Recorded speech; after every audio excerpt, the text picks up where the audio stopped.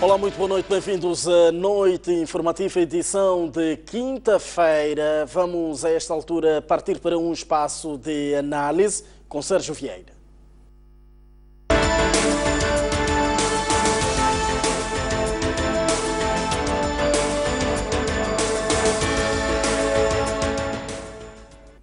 Ora bem, como é habitual, de 15 em 15 dias levamos até si os temas que dominam tanto a quinzena para, junto de Sérgio Vieira, fazermos análise. Começamos mesmo pelo assunto que está na ordem do dia, que é da queda de andaimes no prédio Jato, portanto uma obra de construção de prédio Jato, onde morreram 5 pessoas. Muito boa noite, bem-vindo ao espaço, Sérgio Vieira. O que dizer em volta deste episódio? Aliás, é um retrato de vários cenários de insegurança que se vive nas obras em Moçambique. Boa noite, Chirinza. Boa noite, senhores telespectadores. Mortos, feridos, no Jato 7. Eu talvez faria uma pergunta. Quem é um empreiteiro? Não é o mesmo que fez pouca vergonha no prolongamento da Júlio de Nyerere? Sim. É o mesmo. É o mesmo. Uhum. Então, como é que foi premiado? Fazer mais obras em Moçambique. Qual é o perfil dessa empresa? No seu país de origem e aqui em Moçambique. Qual é o perfil? É de sucesso ou de fracassos? Foram 5 mortos, 7 feridos, qualquer coisa como isso. Eu não conto quilos de mortos, não conto litros de sangue. Um morto já é demais. Um ferido já é demais. Pergunto, qual é a compensação que vão dar às vítimas? O que é que vão pagar às viúvas, aos órfãos, àqueles que eram sustentados pelo pobre trabalhador que foi morto por aquele que, ferido, talvez já não possa trabalhar? Como? Quem trata disso? Não deveria o Estado criar uma lista negra? Tanto para os sócios individuais, como os sócios coletivos, nacionais ou estrangeiros, dessa dita empresa. Por quê? Disseram-me que os andaimes estavam mal postos. Qual é o papel do fiscal? Estava a dormir? Estava a tomar um copo? A tomar um café? Não verificou os andaimes? Esse fiscal também não pode ser punido? Não houve da parte, quer do empreiteiro, quer do empresário, do empreiteiro, quer do fiscal, não houve uma negligência criminosa conducente a mortos e feridos? Não se trata, pelo menos, de um homicídio involuntário? Não deveria a Procuradoria investigar e tomar as medidas?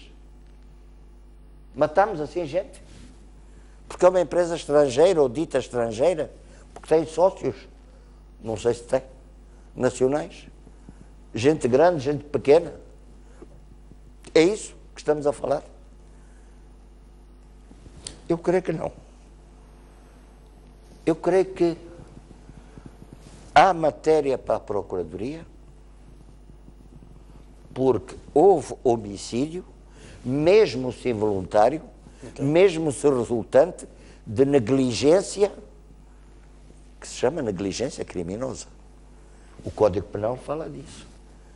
Tanto da parte do empreiteiro, como da parte do fiscal. Mas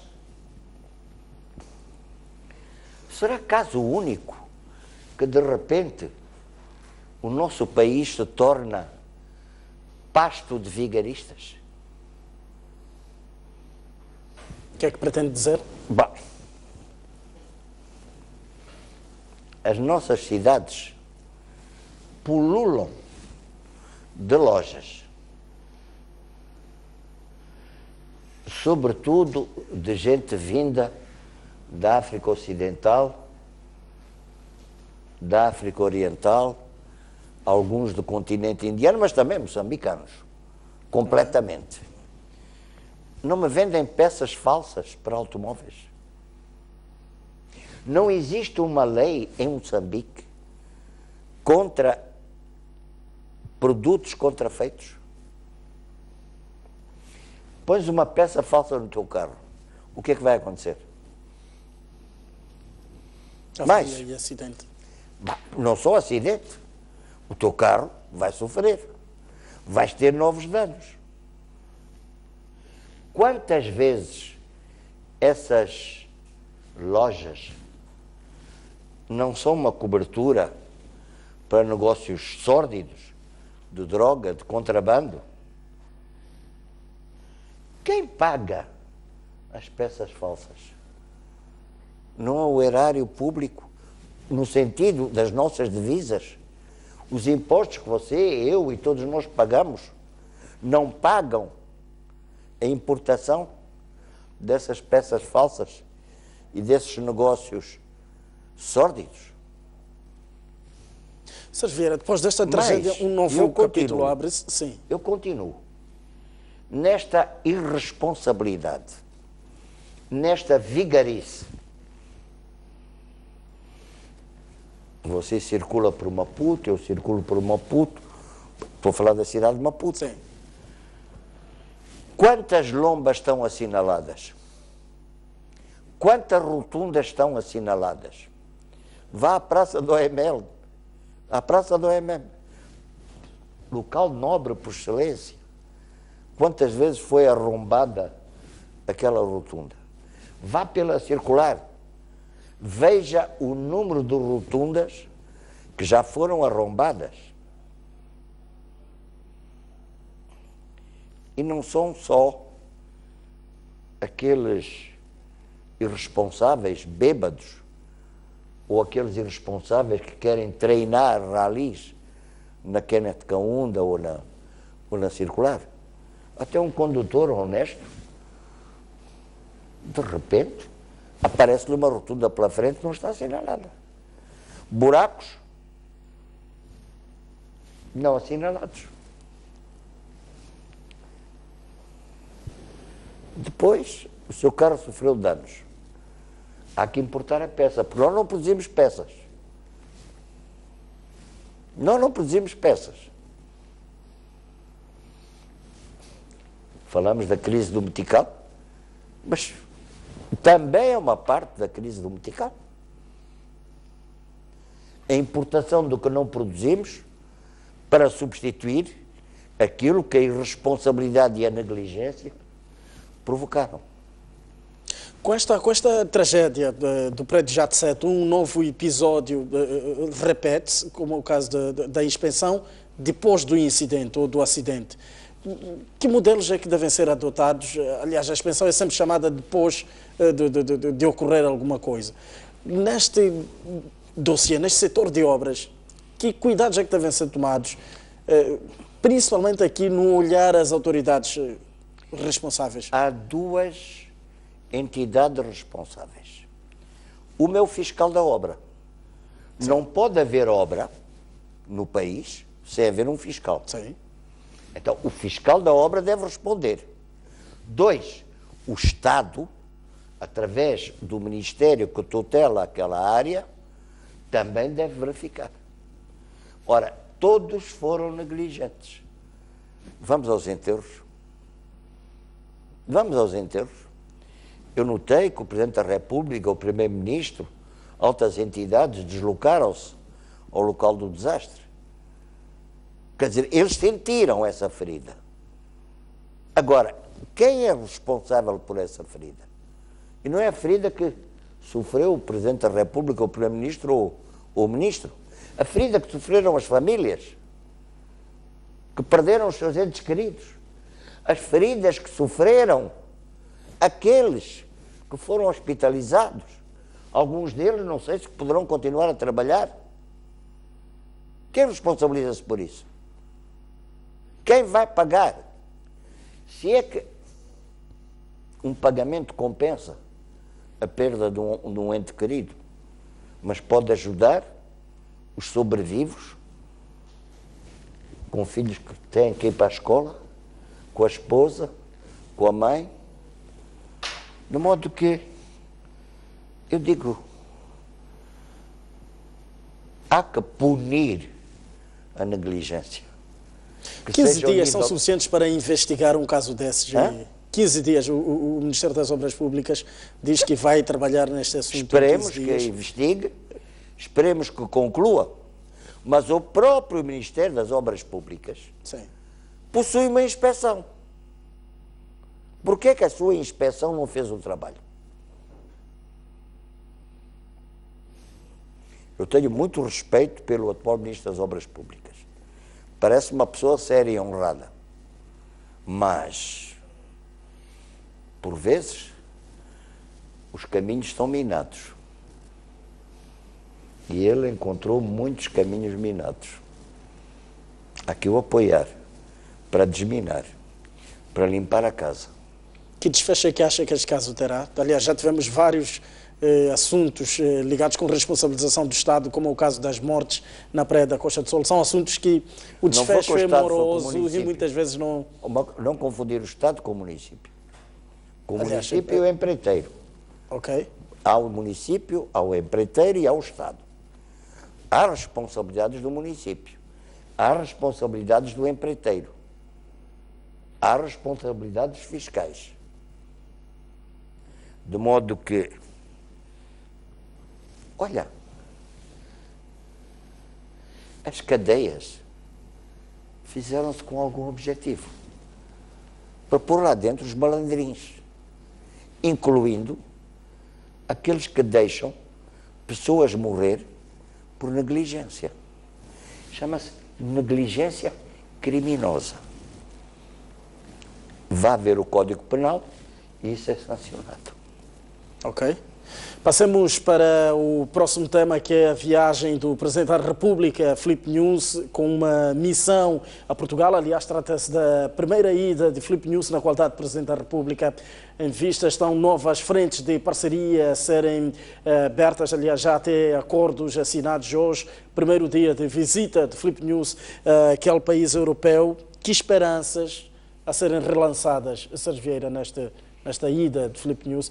Aliás, basta que nos lembremos que Portugal tem uma grande mão em Moçambique no tocante a investimentos. Bom, eu diria que o Presidente da República não vai apenas a Portugal.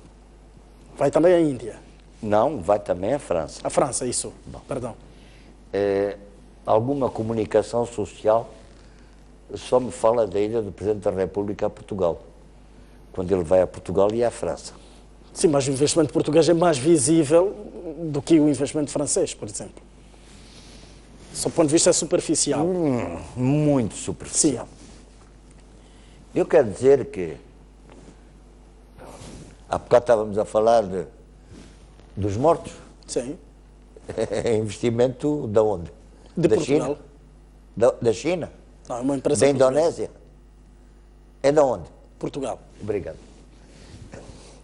Então, vamos dizer, a nossa relação com Portugal tem mais ou menos 40, 41 anos. Ok. Começou com a queda do regime colonial fascista, passou pela turbulência do período do general Marshal Spínola, que inclusivamente encorajou o 7 de setembro. Após novembro de 65, as relações flutuaram. Houve um período em que Portugal queria que pagássemos indemnizações pelos dinheiros que estavam no consulado português. Eu lembro-me que chegou-me esse dossiê e eu chamei o embaixador de Portugal. Disse, diga-me uma coisa, senhor embaixador. Desde quando os consulados funcionam como banco? Desde quando? Ah, não. Diga-me lá nas convenções próprias de Genebra, tudo que regula as relações entre os Estados. Desde quando os consulados funcionam como bancos? Ah, não funcionou. Então, se vocês têm dinheiros, digam, o dinheiro tanto pertence ao António, tanto pertence ao José, e entreguem ao banco. E depois veremos como transferir. Uma ninharia foi entregue. E o resto? Depois eles tinham feito ponta aérea. E a TAP queria que nós pagássemos a ponta aérea. Nós dissemos, vocês tomaram a decisão da ponta aérea? É convosco. Ok. É convosco, não é connosco. Nós não tomamos nenhuma decisão para a ponta aérea. Não fomos consultados para nenhuma ponta aérea. Vocês a provocaram, é convosco.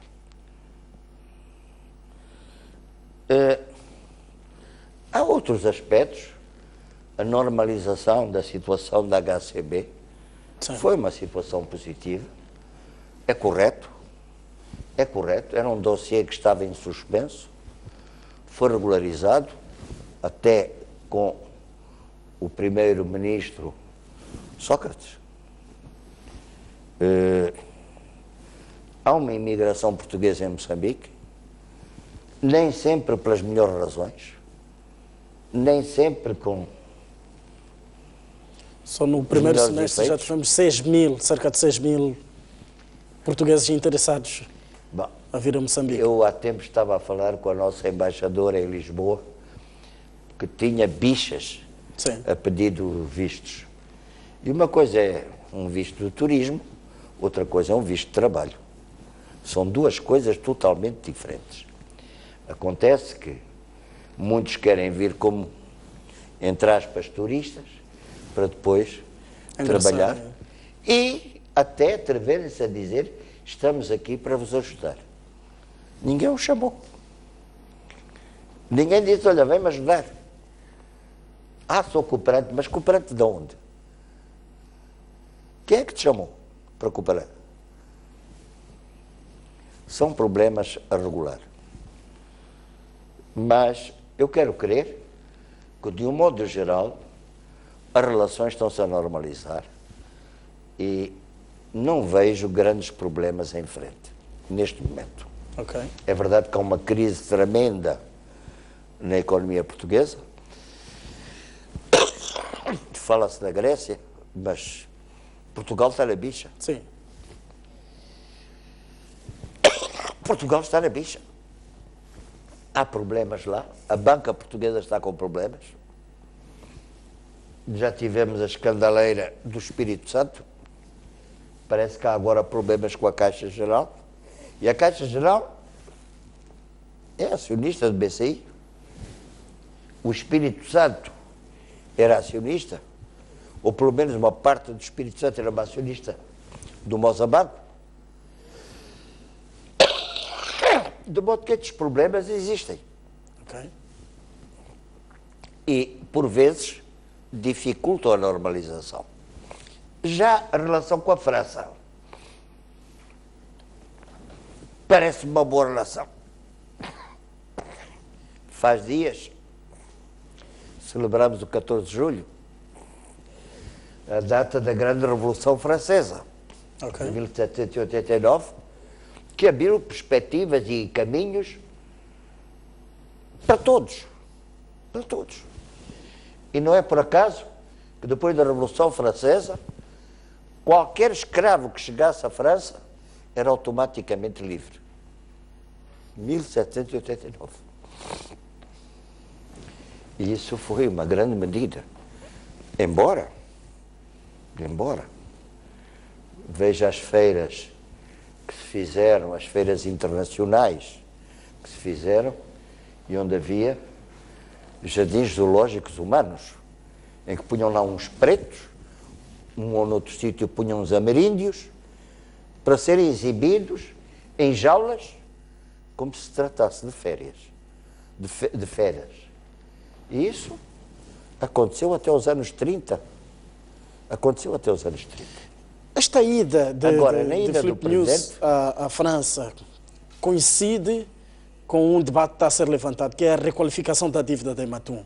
França, Ematum, alguma coincidência ou mero acaso? Alguma ligação ou mero acaso? Eu creio que a questão da dívida da Ematum tem que ser esclarecida a dois níveis. Ao nível interno,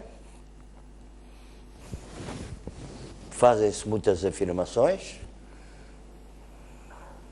muitas fugas à realidade, mas o senhor Ministro da Economia, o Ministro Malayane, disse que esta dívida é insustentável. Se o meu amigo der um passeio aqui na Marginal, vai ver os tais barcos de pesca paradinhos ali na doca. Aparentemente nem sequer tem tripulação. Como é que você compra um barco sem tripulação? É para quê? É para exposição? Ou talvez esses barcos vêm especialmente equipados para pescarem na doca. Dizem que até os frigoríficos são limitados, que a capacidade dos barcos de seguir um cardume é de 2, 3 dias. Bom, negócios, ponto de interrogação. Houve comissões, ponto de interrogação. Que é uma dívida que você, eu e todos nós temos que pagar, para a direita, para a esquerda, 850 milhões de dólares, fora os juros. Fora os juros. Alguns lugares na cadeia estão vazios. Agora, que o Presidente da República, acredito que terá ocasião de discutir com o Primeiro-Ministro Val, com o Presidente Hollande, esta questão, acredito. As nossas relações com a França foram positivas.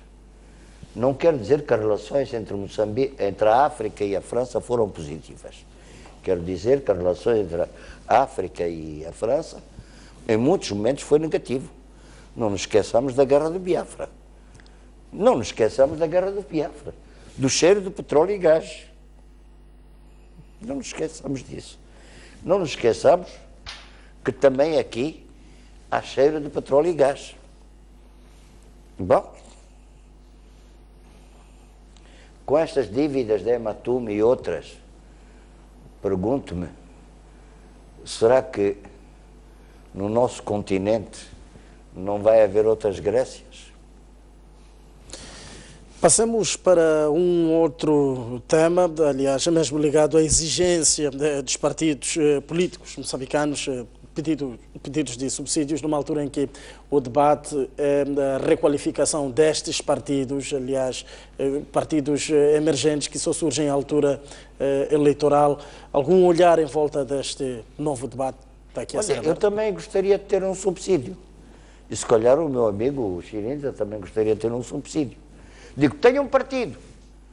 Onde é que está esse partido? Quem são os membros desse partido? Onde é que ele está presente? Só quer dinheiro? Ah, não, é porque se eu não tenho dinheiro não faço campanha, então e os teus membros? São para quê?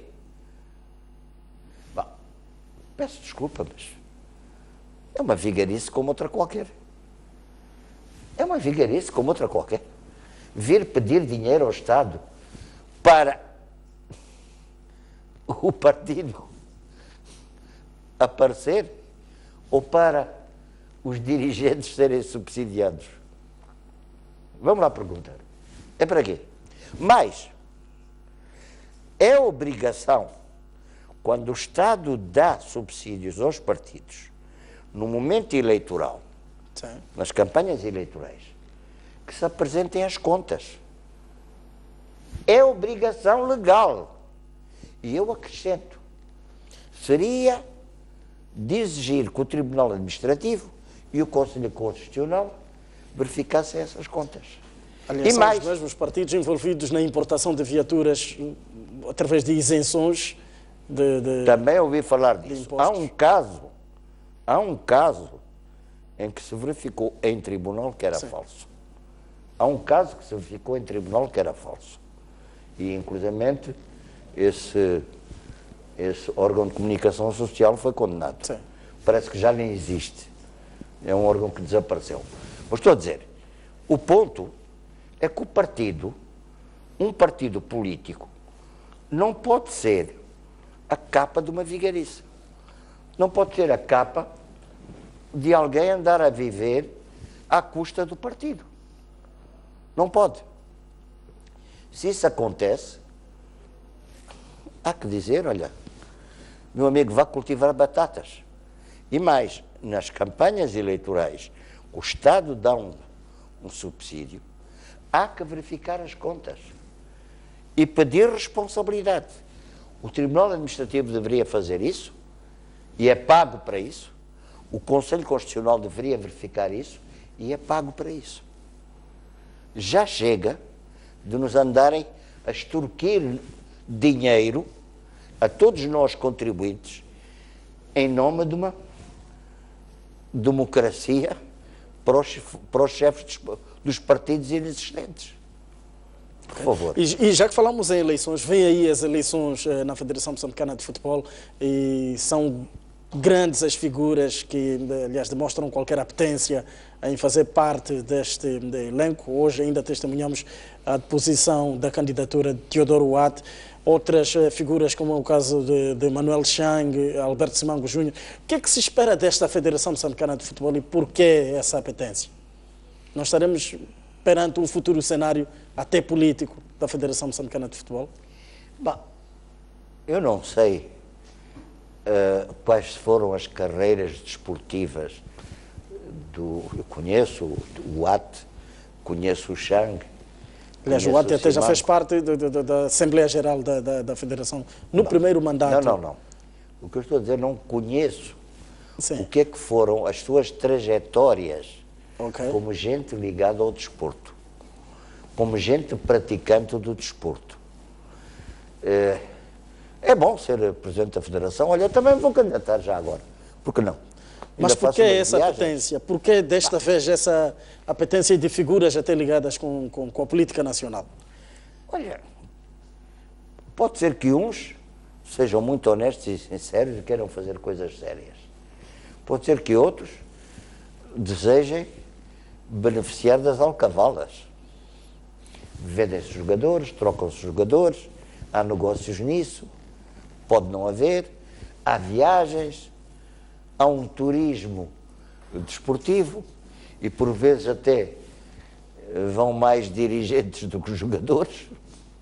Bom, eu não me quero pronunciar sobre as candidaturas para a Federação Moçambicana de Futebol. Eu acho é que o futebol moçambicano, o desporto moçambicano, merece muita seriedade. Estava a ler há dias, ou ontem, hoje, que uma equipa que já provou não pode ir ao estrangeiro por falta de fundos. Sim. Bom, não é justo. Não é justo. E mais, o Chirinda deve se lembrar, muitos devem lembrar, que a gente andava em qualquer bairro, em qualquer cidade, em qualquer vila, e encontrava uma tabela de basquete. Sim. Bom, desapareceram. Aliás, até os terrenos, os locais para os praticar locais em que a miudagem praticava desporto foram invadidos pelo betão. E pelo negócio. Sim. Até o pulmão da cidade, esta zona do Repinga e tudo isso, sim. Andaram a cortar as árvores todas para porem lá betão. Ótimo, vamos respirar betão. É um mérito. Passamos agora para respirar o betão. Olha, Chirinza, estou saturado, farto de negociatas por cima dos moçambicanos. Este país teve uma luta longa para se libertar. Este país teve uma luta longa para apoiar os vizinhos a libertarem-se. Este país não merece ser devorado por piranhas, carraças, a sugarem o sangue. Não estou a falar da Federação Moçambicana de Futebol, mas talvez aí também existam algumas carraças. Muito obrigado pela sua presença nos nossos estúdios. Estivemos então em conversa com Sérgio Vieira e aqui a abordar os grandes temas que dominam a atualidade.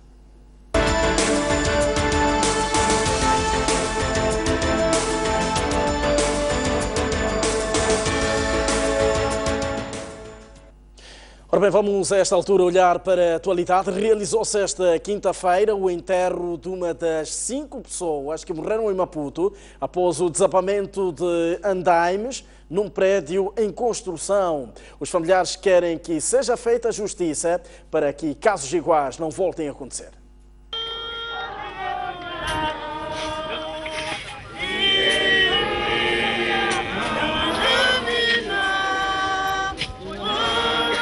Uma cerimônia fúnebre testemunhada por amigos e familiares.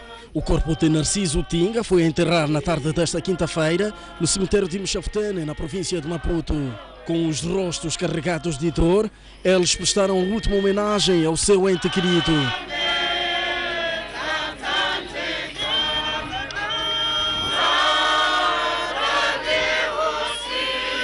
Nenhum representante da empresa COP esteve presente. Nós aproximamos a eles na quarta-feira e fomos até o escritório deles e deram o apoio que eles puderam dar, o mínimo, né, para a gente realizar o funeral. E as outras coisas nós dissemos que íamos seguir depois. Da parte do Governo esteve o Presidente do Conselho de Administração do Instituto Nacional de Segurança Social, que por sinal é a instituição dona do prédio onde aconteceu a tragédia.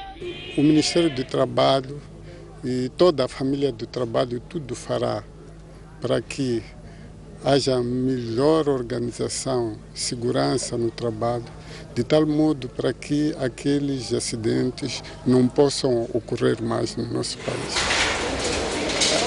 2 dias depois da queda de andaimes neste edifício em construção, o debate sobre o que originou o incidente continua a dominar as conversas. Há dias tivemos a perda de um elemento que caiu na grua, mas quando fui ver era uma questão física.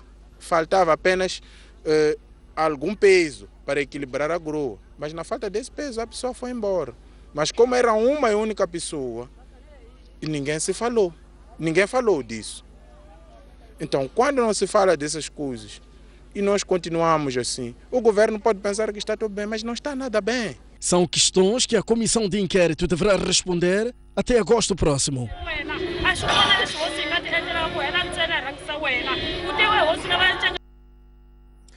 O sobrevivente da queda de andaimes num prédio da cidade de Maputo, que estava ontem em estado grave no Hospital Central de Maputo, já está fora de perigo. A vítima, que até ontem se apresentava em estado crítico, foi submetida a 5 intervenções cirúrgicas desde que deu entrada ao Hospital Central de Maputo na terça-feira e já recupera fora de perigo. Segundo fontes hospitalares, a vítima, de nome Samuel Alfredo, tinha graves lesões, sobretudo nas pernas e na coluna vertebral. Apresentava na altura um traumatismo abdominal fechado, com suspeita de lesão hepática, mas quando é submetido à cirurgia era um fígado traumático que sangrava sem bastante lesões. Em cômputo geral, este paciente está fora do perigo. Enquanto Samuel recupera no hospital, 2 entre as 5 vítimas mortais do acidente foram sepultadas esta quinta-feira. Neste contexto, vários trabalhadores concentraram-se no local do acidente para seguirem até os locais de enterro. Estamos aqui concentrados exatamente daqui, estamos esperando um carro que nos leva até ao local, onde decorre toda a cerimônia de funeral dos colegas que a gente perdeu durante a queda do andaime. Se pudermos, vamos participar em todas as funerais. Não estou preparado para falar sinto não estou preparado para falar. Porque é emocionante? Não, a dor que sinto dentro de mim, de algum colega meu, grande amigo meu, que ele acabou perdendo a vida. Recorde-se que a queda de andaimes no prédio em construção, pertencente ao Grupo JAT, na Baixa da cidade de Maputo, resultou na morte de 5 pessoas, para além de ferimentos em várias outras. Ora bem, vamos a esta altura acompanhar o posicionamento da Federação Moçambicana de Empreiteiros de Moçambique, mesmo em volta desta queda de andaimes que resultou na morte de 5 pessoas. Penso que a nossa primeira medida, obviamente, foi a de encontrar mecanismos de designar uma comissão ao nível da Federação, que vai integrar, obviamente, a Inspeção Geral das Obras Públicas, com sede no Ministério das Obras Públicas e Recursos Hídricos. E pensamos que só aí é que poderemos ter algum pronunciamento público sobre as causas que vitimaram essas pessoas que participaram, portanto, que estiveram nesta empreitada. E aproveitar aqui e apelar os discursos políticos para serem minorados, na medida em que nós estamos numa situação primeiro de luto. Qualquer,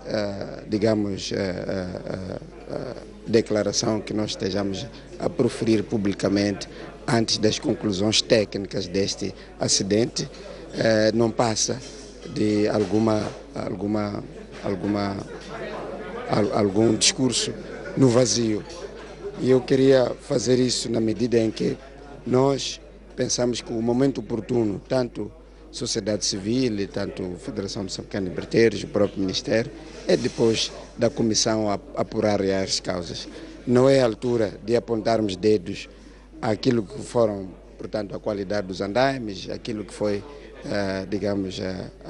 a segurança na área de trabalho, mas é um momento de privilegiarmos que as comissões técnicas trabalhem para nos trazer o relatório daquilo que foram as causas deste acidente.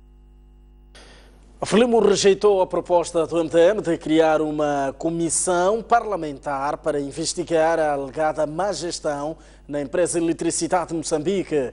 A Frelimo defende que a Assembleia da República não tem competências para investigar a EDM.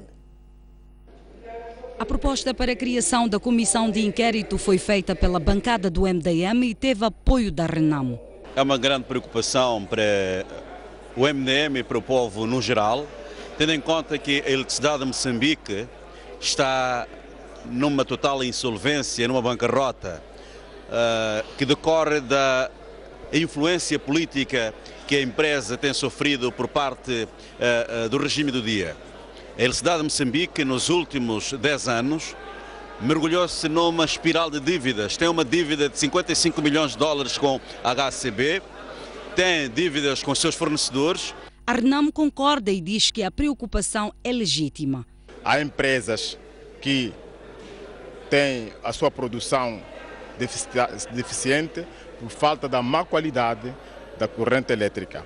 Há empresas e há famílias que ficam prejudicadas nos seus utensílios domésticos por causa de cortes constantes, não programados, da corrente elétrica. A Frelimo, que tem a maioria no Parlamento, rejeita a ideia da oposição e lança a responsabilidade da investigação da EDM à Justiça. Esta matéria já está nos órgãos de administração da Justiça. Como devem saber, por via do parecer que a Comissão dos Assuntos Constitucionais, Direitos Humanos e de Legalidade já dispôs, esta matéria foi levada pela Inspeção-Geral das Finanças do Governo de Moçambique para a Procuradoria-Geral da República e igualmente para o Tribunal Administrativo. Portanto, caberá aos nossos órgãos de administração da Justiça, porque aí o Parlamento não tem como entrar, fazer a devida análise. O Governo já tem disponíveis cerca de 318 milhões de meticais para operacionalizar o Fundo de Paz e Reconciliação Nacional a partir de agosto próximo. Trata-se de um fundo criado em finais do ano passado, adicionado ao empoderamento econômico e social dos combatentes. É já em agosto próximo que o Fundo de Paz e Reconciliação Nacional será disponível para os combatentes. O fato foi anunciado na manhã desta quinta-feira na cidade da Beira, à margem do 6º Conselho Coordenador do Ministério dos Combatentes, que decorre naquela urbe desde ontem. São elegíveis para este fundo os veteranos de luta de libertação nacional e os desmobilizados de guerra dos 16 anos, tanto do governo assim como da Renamo. Com este dinheiro, o governo pretende empoderar os combatentes econômica e socialmente. Neste momento estamos no processo de elaboração e aprovação do nosso manual de procedimentos, e que vai se concluir até o final deste mês, e em agosto vamos iniciar o processo de financiamento. O capital que foi dotado pelo governo a este fundo é de 318 milhões de meticais. Portanto, este é o orçamento com o qual nós vamos iniciar as atividades. O valor máximo a ser disponibilizado numa primeira fase por cada projeto será de 300 mil meticais, que deverão ser reembolsados num período de 5 anos mediante uma taxa de juro bonificada que variará de 5% a 8%. O que vai acontecer é que nós vamos, a partir deste momento, a partir da próxima semana ou a última semana de julho, começar a divulgação do manual de procedimentos. Uma vez isto divulgado, os combatentes, os potenciais beneficiários já conhecerão, digamos, aquilo que são os termos e condições que serão aplicados. Então eles estão convidados a apresentar os projetos, porque o processo decisório será pelo mérito dos próprios projetos, em termos de viabilidade econômica e social. Um dos principais objetivos deste 6º Conselho Coordenador dos Combatentes é encontrar caminhos para, até dezembro deste ano, fechar o processo de fixação das pensões dos combatentes, que está em curso há quase 30 anos. Há um desafio.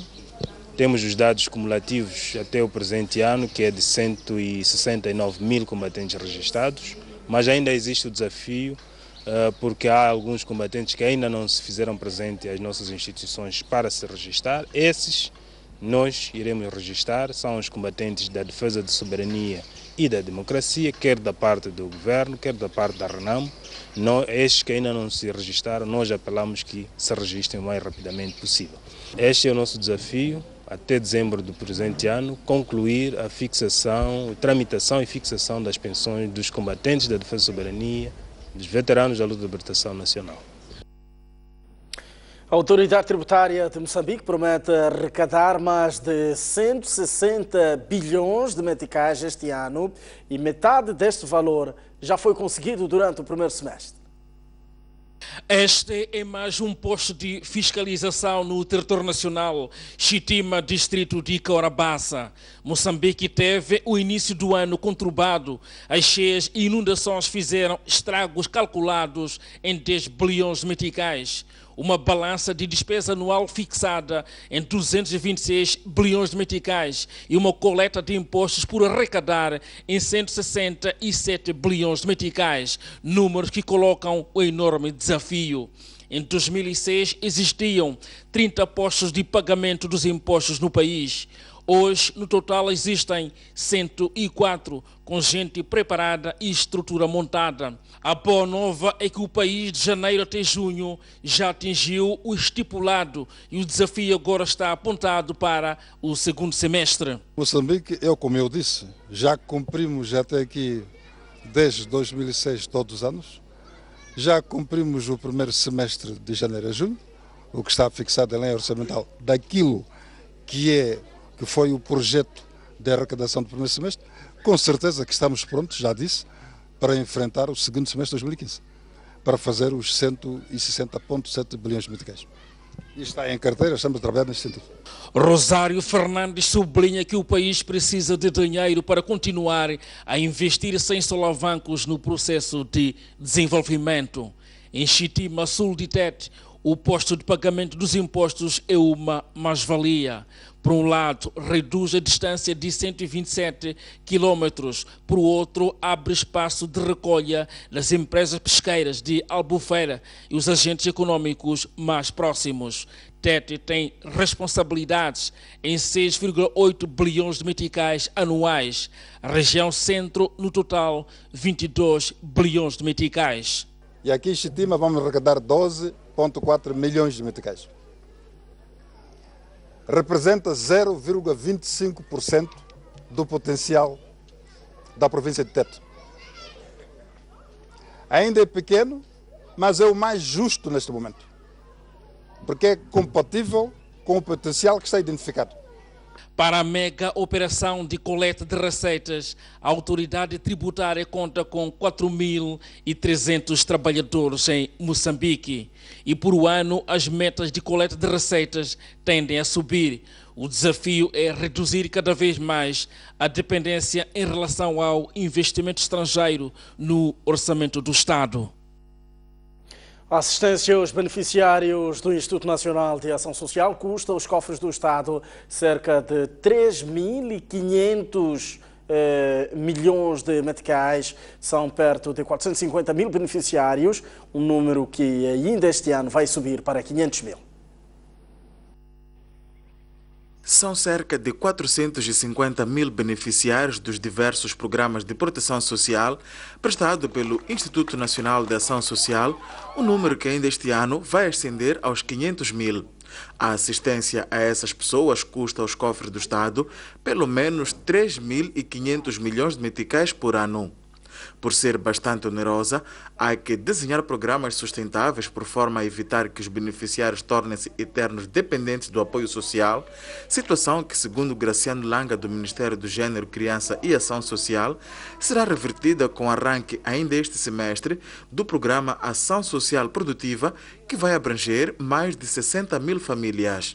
Que estas pessoas aproveitem a sua capacidade de trabalhar, realizem trabalhos que sejam de benefício das comunidades e que, em troca desses trabalhos, recebam, portanto, uma transferência, um subsídio que lhes permitem, portanto, durante algum tempo, aguentar com aquilo que são as necessidades de sobrevivência.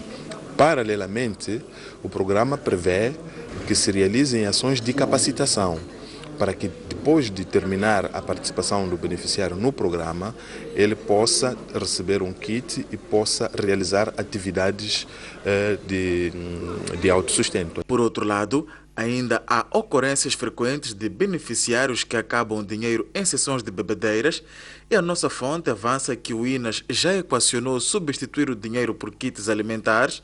Entretanto, subsistem factos que pesam contra a adoção de tal medida. Há questões que não se resolvem com o kit alimentar que é entregue. Nós temos agregados familiares que são chefiados por adolescentes, raparigas. O tipo de necessidades que uma menina tem, do ponto de vista de sobrevivência, do ponto de vista de higiene pessoal, entre outros, diferem das necessidades que um rapaz tem. Então, no caso concreto da criança, uma das reflexões que o setor está a fazer é no sentido de ver se, para além da transferência em espécie, no caso do kit alimentar e dos produtos de higiene, agrega-se também uma componente monetária, justamente para acautelar algumas necessidades que o kit alimentar não contempla. Graciano Langa referiu ainda que o subsídio atribuído aos beneficiários, que este ano rondam entre 310 a 610 meticais, estão dentro daquilo que são as atuais capacidades do Estado. O Instituto Nacional de Ação Social vai passar por uma reestruturação.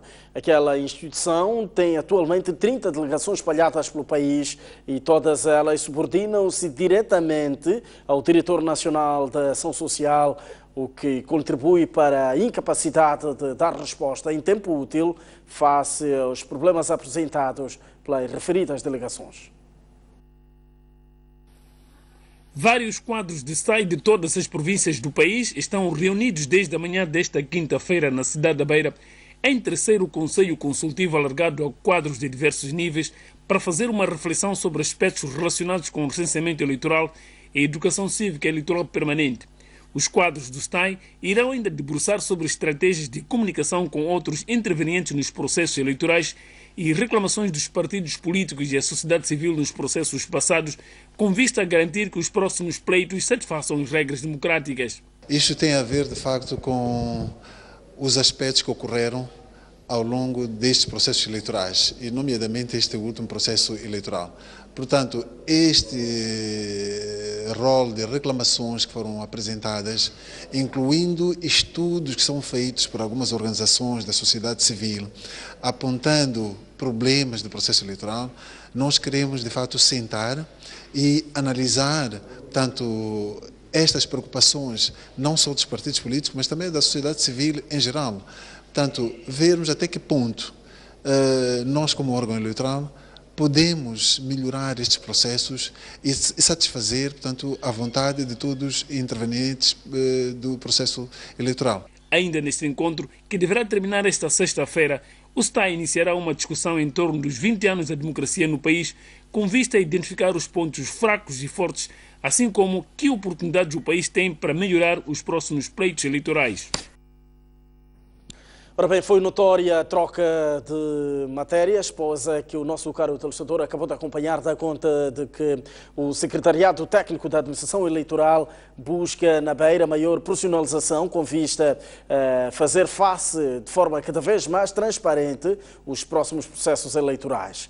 Por ora, vamos acompanhar a notícia que dá conta de que os agricultores de Maputo querem vender hortícolas diretamente aos supermercados para tirarem maiores proveitos da sua produção. Falando durante a abertura da segunda edição da Feira Agropecuária e Pescas em Marraquene, os produtores agrícolas afirmaram que os intermediários ganham mais dinheiro que os que trabalham a terra, ou melhor, que os que trabalham a terra, e encarecem ainda mais os produtos.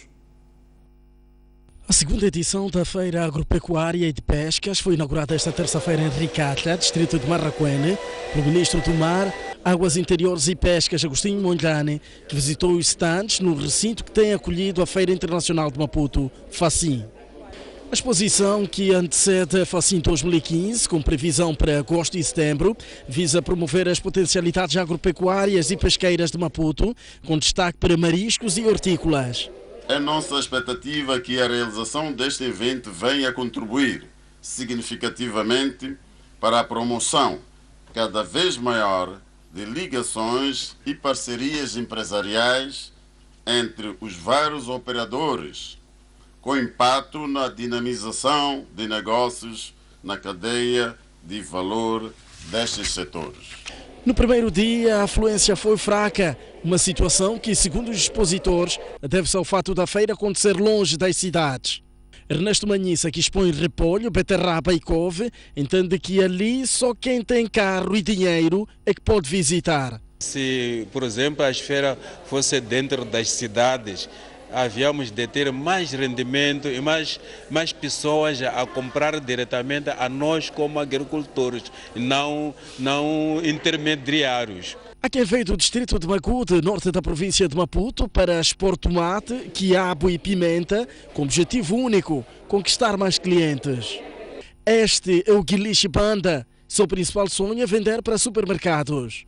Manter uma produção não é fácil, mas é um desafio que nos propusemos a fazer para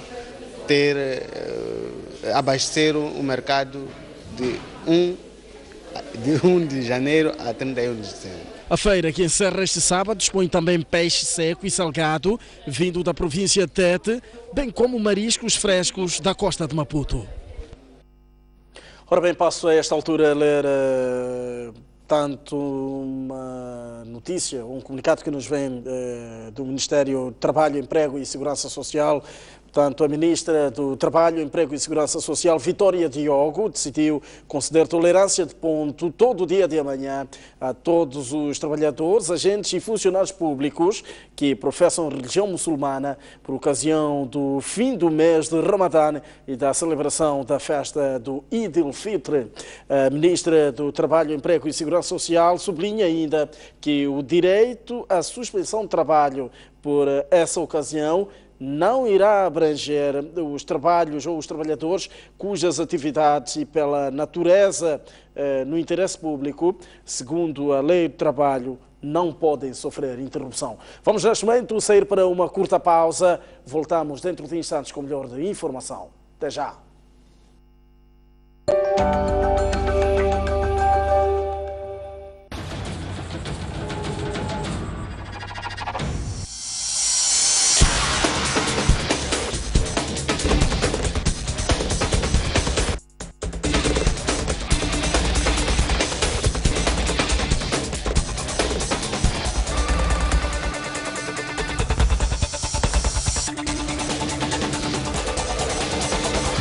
STV também é desporto.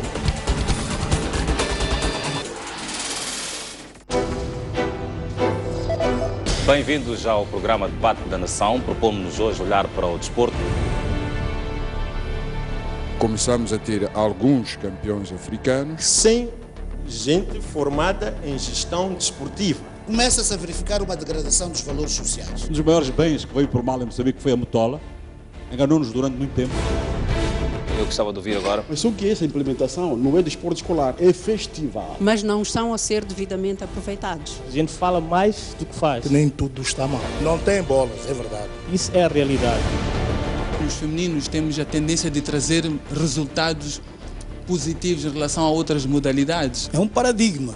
O que é que faz com que não hajam, portanto, novos treinadores? Alguns até tinham vergonha de dizer que eram professores de educação física, tinham vergonha de dizer que eram atletas. Então a gente vai aos estádios, aos treinos dos pugilistas, é uma vergonha.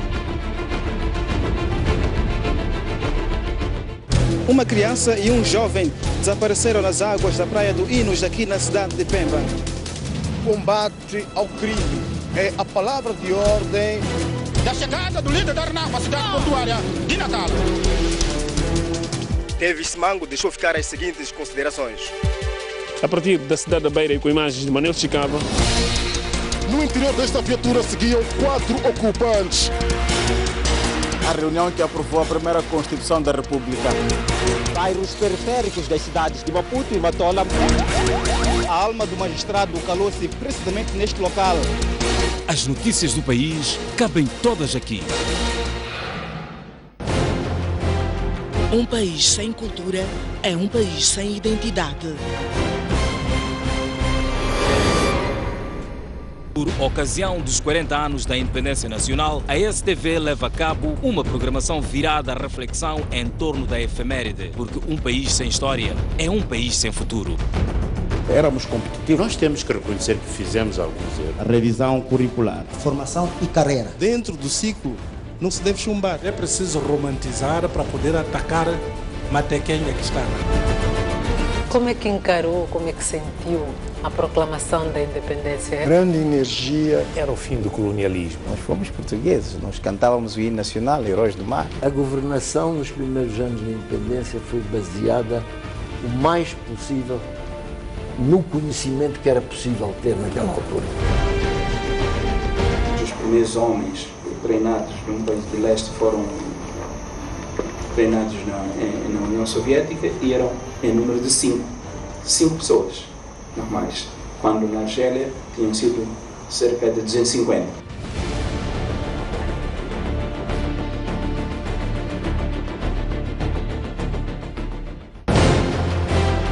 Um país sem história é um país sem futuro.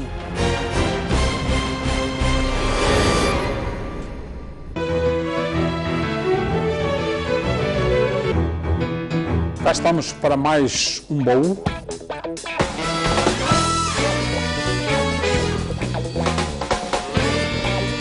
O meu espaço para o boxe era uma jangalé. No grupo de trabalho era a cumplicidade que havia. A escola é que nos leva para os clubes. Ser tático. Nós tínhamos o conhecimento básico senegalês. Eu vinha a jogar com orgulho patriótico. Sempre que voltamos derrotados, o balanço é sempre positivo. Fiz um grande jogo contra o Futebol Clube de Porto à noite. E eu não conseguia gritar o golo, não consegui gritar o golo. E agora temos os nossos compatriotas de volta.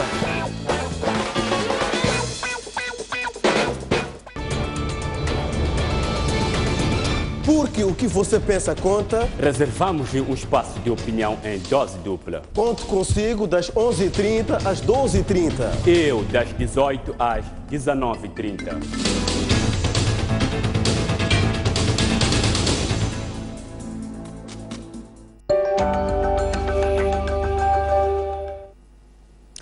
Uma vez mais, muito boa noite. Bem-vindos à segunda hora de informação em noite de quinta-feira e continuamos a olhar para a atualidade nacional. Aliás, de olho também na Europa, em Portugal, onde no âmbito da visita do Presidente da República a Portugal, aquele país europeu, o BCI organizou um encontro entre empresários moçambicanos e portugueses com o objetivo de abordar as oportunidades de negócio.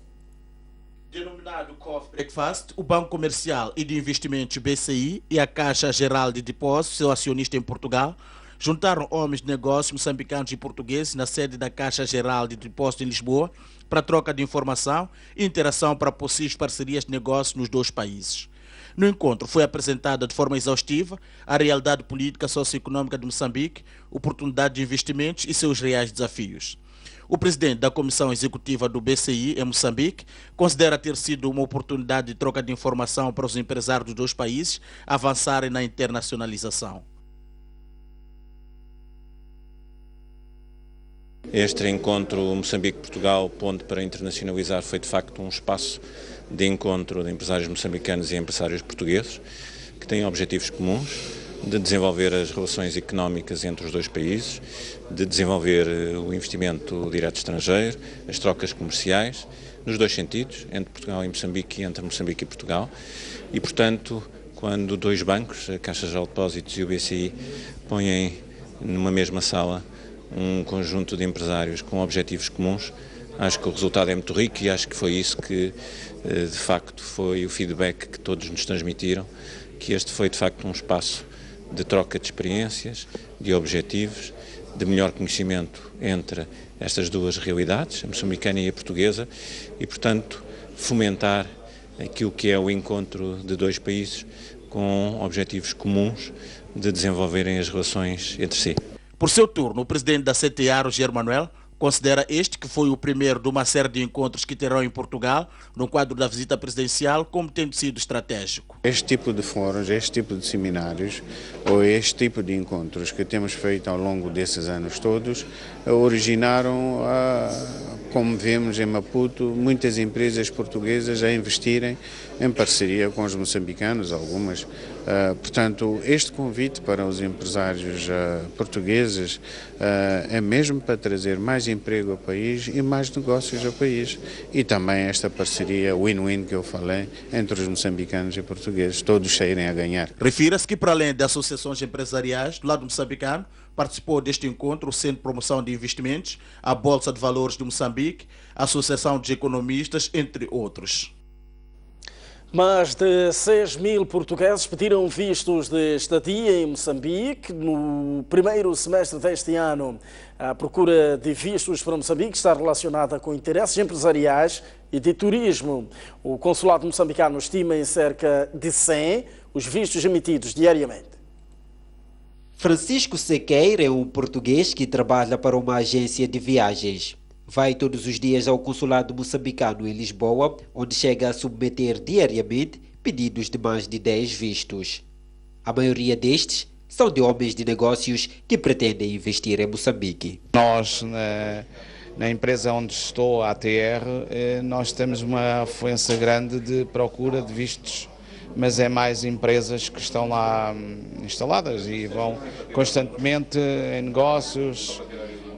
E quase todos os dias estou sempre aqui. Eu trabalho com muitas empresas na área da construção civil e infelizmente aqui em Portugal, com a crise, muitas empresas optaram por tentar a sorte fora de coisas e Moçambique foi um dos países. Portugal possui mais de 40 milhões de cidadãos, mas apenas 10 milhões vivem neste país. O resto, por diversas razões, está distribuído por diferentes países do mundo, um dos quais é Moçambique, onde se estima é mais de 50 mil o número de cidadãos de nacionalidade portuguesa. Mesmo assim, o número de vistos emitidos diariamente para o nosso país continua a aumentar. A embaixada estima em cerca de 100 os vistos emitidos por dia. Há uma procura muito grande do visto moçambicano. Nós temos que por aí uma média de 6.050 vistos são emitidos ou foram emitidos neste primeiro semestre, o que dá uma média de 1.008, 1.010 vistos por mês.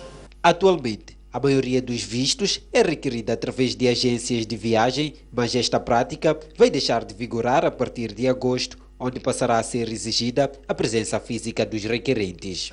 A lei que, digamos que regula a entrada e permanência de cidadãos estrangeiros em Moçambique, que é a lei número 5/93 de 28 de dezembro, ainda não exige, digamos que a presença física do requerente de visto. O que nós já estamos a preparar, por exemplo, a aplicar esse regulamento, este novo regulamento, a partir do dia 1 de agosto deste ano. A partir daí nós vamos exigir a presença física do requerente, vai ser entrevistado e também a autorização de visto vai ter que ser concedida pelo Serviço Nacional da Migração. Dos mais de 6.000 vistos atribuídos a cidadãos de nacionalidade portuguesa para visitar Moçambique, desde o princípio do ano, mais de 40% é relativo a pessoas com interesse empresarial. A restante percentagem é de portugueses que vão a Moçambique para visitar familiares ou fazer turismo. Helder Matuassa, António Tiwa, em Lisboa. Iniciou o processo de reassentamento das famílias abrangidas pelo projeto ou pelas obras de reabilitação da linha férrea, inserido no projeto de transporte de carvão mineral ao porto de Nacala, passando pela cidade de Nampula. Mais de 80 famílias abrangidas pelo processo de reabilitação da linha férrea que liga Matiz ao distrito de Nacala, atualmente em curso, testemunharam o lançamento da primeira pedra para a construção de igual número de casas no bairro Currar, em Rapalli, onde está prevista a edificação de pelo menos 4 residências por mês. Sinceramente, a minha casa era insuficiente, mas nesse momento, como o governo e ele fez uma ajuda, eu vou gostar muito bem. Antes era uma casa de matope, agora já estou a ver que será uma casa mesmo melhorada. Minha casa era de matope para o apique. Estava torto, mas como estou a ver assim, estou a gostar. O administrador de Rapalli, Armindo Govi, referiu que as casas a serem construídas vão oferecer melhores condições em relação às que dispunham antes, daí que exortou as famílias a colaborarem com o projeto. Pessoas abrangidas pelo projeto de reabilitação da linha férrea, que viviam em Miníqua, que viviam em Moassiquiça, lá em outros bairros, em Namirau A e B, passarão depois a viver aqui em Currar, neste local onde vamos construir as casas. Como podem ver, aqui as casas estarão alinhadas, haverá ruas para poder passar.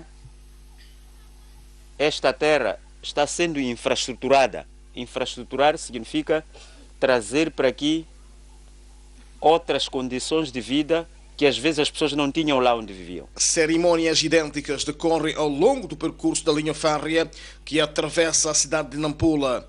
Perspectiva-se que depois da reabilitação, a ferrovia suporte toda a logística de transporte de carvão mineral de Moatize ao distrito de Nacala, onde se estima que circulem diariamente cerca de 20 locomotivas.